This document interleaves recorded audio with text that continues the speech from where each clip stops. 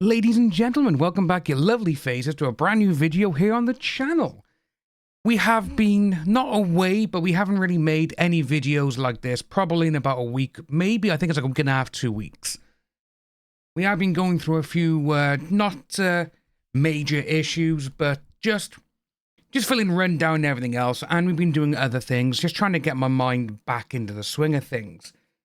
But today we are going to be talking about Beetlejuice 2.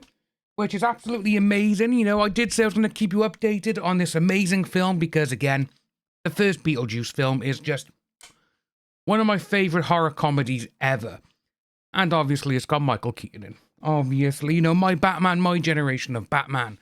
So, set in the craziest world possible, Beetlejuice 2 story details have been shedding light on what's changed in 30 years. Beetlejuice 2 cinematographer Haris Zambar-Locos, I hope I'm saying that right, teases the story detail and theme for the upcoming Tim Burton sequel scheduled for release next year, next September in fact. Beetlejuice 2 will explore the theme of family and the intricacies of keeping a family together in a crazy and unpredictable world. The sequel will introduce new family members and potentially say farewell to others. Ooh, with the personal stories of the Dietz's family continuing. I hope they're not just going to bring in and kill off one of the main characters like the mother or something. Because Catherine O'Hara is my, you know, she's Home Alone. She's my mother, movie mother from that generation, which is for, I think, everyone around my age. The movie will expand on the afterlife, great, and feature a funeral attended by key characters, adding to the potential challenges faced by the Dietz's family. Maybe the father's been killed because they're not going to have him back because he is a convicted paedophile. Maybe I should just bleep that out. If it's bleeped, you know what I mean. And I'll put like the word by here. Beetlejuice 2 cinematographer, he's teased the story details and theme of the sequel, which will continue the tale of the 1988 horror comedy. The original movie told the story of a recently deceased couple's struggles with a new family moving into their former home, and their dealings with the shady, loud, and over-the-top bio-exorcist. Both Winona Ryder and Michael Keaton are confirmed to reprise their roles of Lydia Dietz and the titular bio-exorcist himself, while Catherine O'Hara will return as Lydia's stepmother, Delia Dietz. I love Catherine O'Hara. Via the rap, he did say revealed the themes that play a key role in the sequel, though the movie's filming has been suspended since SAG-AFTRA the strike is currently going on. The cinematographer stated that the family theme drives Burton's sequel, specifically what keeps a family closely tied together and united even amidst an ever-changing, unpredictable world. This is full explanation. At its heart, Beetlejuice 2 is a story about family, and now it's 30 years later, and what are the intricacies and the human condition in keeping a family together, all that time set in the craziest world possible. That's why I choose projects. That human connection for me is always at the forefront. Now, it does say that they're going to introduce new family members, which obviously we do know that she does have a daughter now, Lydia does, and potentially say farewells to others. While official details for Beetlejuice 2 are still unknown, some clues could hint at how the sequel will continue the character's journey since the original movie. Early Beetlejuice 2 set photos have seemingly revealed that the sequel will again occur in the Maitland and Dietz's hometown of Winter River, Connecticut, 30 years after the original movie's events. It will also expand on the afterlife, which is what I cannot wait to see, as Willem Dafoe is set to portray an undead lawman, ensuring order among the dead, while Justin Theroux has been cast in an undisclosed role. First of all, Willem Dafoe. I think he's going to be like... What is that? Oh, it's not going off. There we go. Sorry. Willem Dafoe, undead lawman. I can't wait to see what this guy's going to do. I really do hope it's going to be... We're going to see, obviously, the undead office where all the living and all... Well, the dead now, I should say. They come in, see what's going on. They got caseworkers. I wonder if he's going to be there, like, trying to go after Beetlejuice, because that would be absolutely hysterical. And we're potentially going to see, you know, Willem Dafoe against Michael Keaton, which, in an alternate universe, that was the perfect part for the Joker and Batman. Yes, he was thought of before Jack Nicholson. Beetlejuice 2 will continue the personal stories of the Dietz's family, with Jenna Ortega cast as Lydia's daughter. Furthermore, Beetlejuice has seemingly found love and married a character played by Monica Bellucci. I absolutely love Monica Bellucci.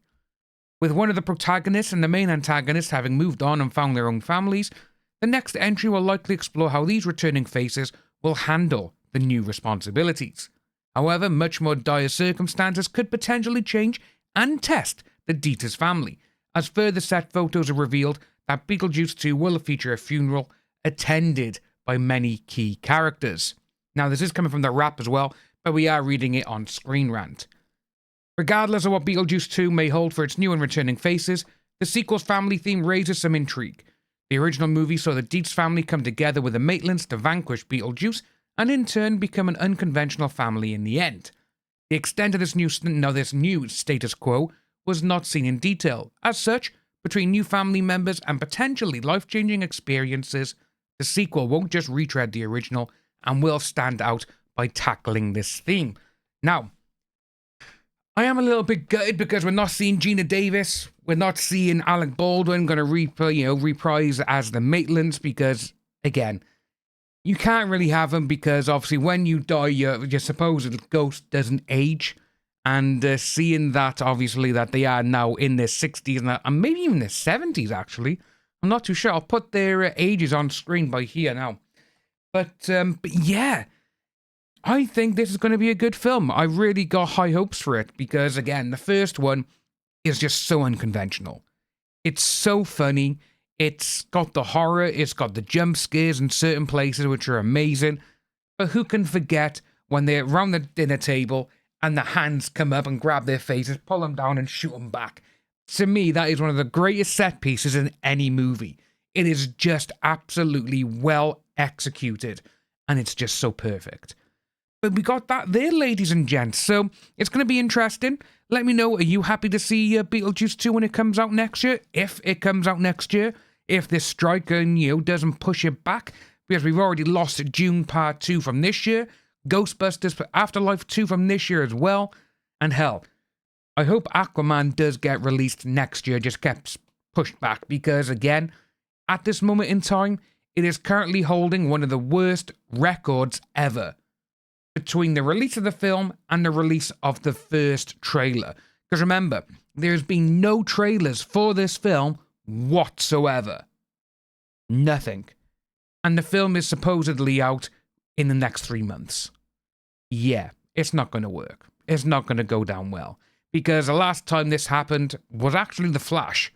And that bombed. Rightfully so. Because even though I enjoyed parts of that film, the majority of it was like, you had the potential to be one of the greatest superhero films ever. And you fucked it up. They fucked it up beyond words. The special effects for a film that cost $260 million, which again, The Hollywood Reporter, they did actually put out the actual figures. It was cost $263 or $65 million to make. It only made like 290. Didn't even break even.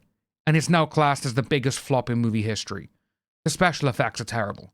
For a film that cost that much, and the special effects for a film which you know need to be spectacular, they're not. Then you got Avatar, which just looks literally like real, you know? But that's for another video for another time, ladies and gentlemen. If you are new to the channel, please like and subscribe. Hit the notification bell. And I'll see you all soon. Bye-bye.